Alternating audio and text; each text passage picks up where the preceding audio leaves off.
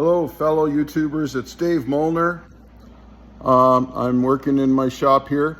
A few years on me since I did my last video. Well, more than a few. So anyways, today I thought I'd share something really interesting about this pickup truck box I'm trying to put together for my F-150. So there's actually two boxes here that I've cut them exactly in half with a zip cut wheel, and that's kind of an interesting project. In my infinite wisdom, I decided to zip cut right down the middle as accurately as I could and try to weld right down. I'm not very good at holding this camera.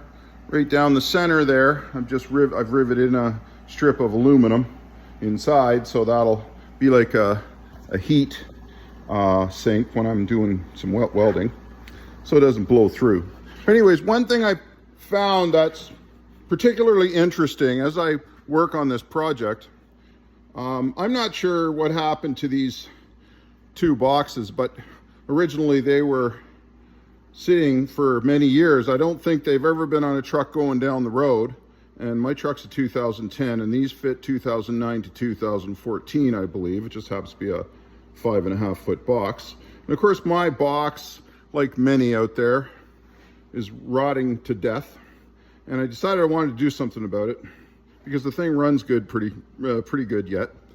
And so I got these two boxes from my wreckers up the road, and they've been standing there, I think, for a good 10 years. I think it almost seems like there was two trucks parked at a dealership or somewhere, and something came into the back between the two trucks and smashed up the opposite sides of each of these boxes.